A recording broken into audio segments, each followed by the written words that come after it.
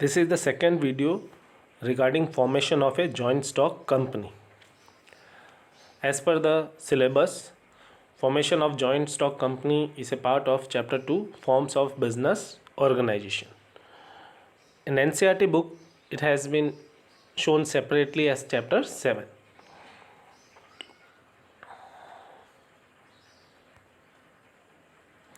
Today, under this formation of joint stock company topic, we will discuss the second stage of formation of company, that is incorporation of the company.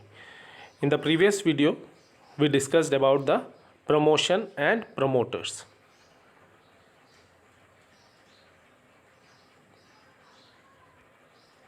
Now, what do we mean by incorporation? Okay, incorporation means registration of the company as a body corporate under the Companies Act 2013 and receiving certificate of incorporation. Okay, with the receipt of certificate of incorporation, the company comes into existence. Okay, in the features we have discussed that the company is having a separate legal entity separate from its stakeholders or members. Company can enter into agreement, it can buy property, sell property. Okay, so it is having a separate legal entity in the eyes of law. Artificial person. Now we will discuss the steps under the incorporation of company, which we will be taking for the incorporation of company. First, the application will be sent for incorporation to the registrar of companies. Okay, promoters had made the necessary documents, and along with documents they will apply for the incorporation or registration of the company to the registrar of companies. Okay, all the necessary documents in detail we will discuss separately in a separate video. Today we will be discussing only in the summary of the documents. Okay, brief discussion will be there. Second one, filing of necessary documents. Okay, we will discuss about the documents which will be filed along with the application of incorporation, and about the documents in detail we will discuss separately. Okay, just now a brief discussion we will do. The first document is memorandum of association. Now this is one of the this is the most important document regarding a company. It explains the objectives and activities of the company, and it defines the scope of company's powers and relation with outsiders. Okay,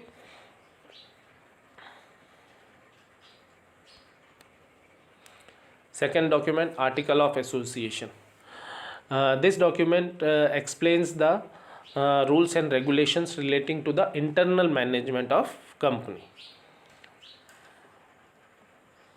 Okay, how what will be the powers of a particular position, like chairman, managing directors. Okay, and about the structure of the company. Okay, about the management of the company will be explained in article of association. Along with the above two documents, statement of authorized capital will also be submitted. Under this statement, the promoters will state the maximum capital which the company can raise through issue of shares. It will be mentioned in memorandum of association also in one of the clauses. Along with this, a statement of authorized capital is to be submitted. Consent of proposed directors. Now, proposed directors are the persons who agree to become the directors. They have to give in writing that they will act as the directors, and they have to buy the qualification shares also. Buy the qualification share, and before the certificate of incorporation is issued, they should have paid the amount or the value of shares.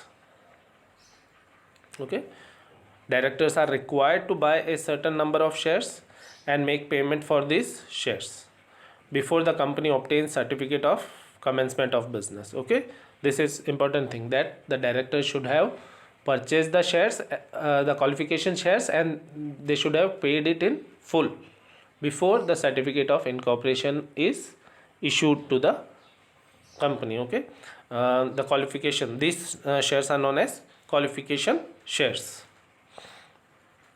This is to say that the directors have stake in that, they have interest in the company which they are going to manage.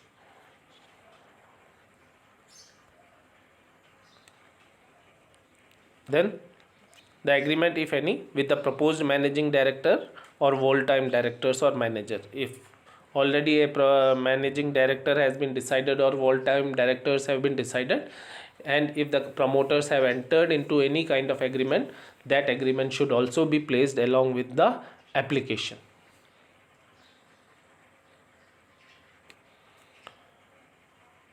Now, earlier we had discussed, no, in the first stage, the promoters suggest few names. Out of that, one name is allowed by the registrar of companies. Okay, and that approval should be attached or no, placed with the other documents. Okay, copy of registrar's letter regarding the approval of the name of the company. In the first stage promotion we had discussed, no, approval of name. Okay, the promoters suggest few names, and out of that one name is approved.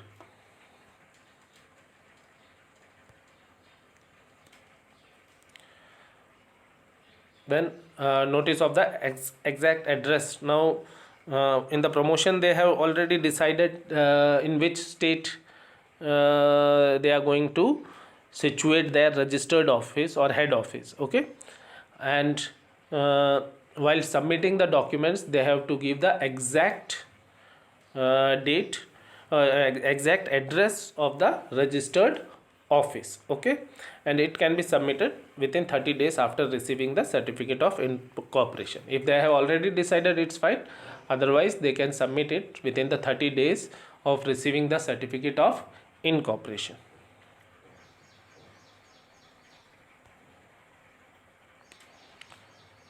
Statutory declaration. Okay, now this declaration must be made by the promoters. Okay, stating that the legal requirements of the Companies Act with regard to the incorporation of company has been fulfilled. Okay, and this declaration should be signed either by a advocate of Supreme Court or High Court, and or the memorandum of association persons, no, those directors who signed in the memorandum of association, they should have signed the statutory declaration, or a chartered accountant or a company secretary. Okay, who is practicing in India.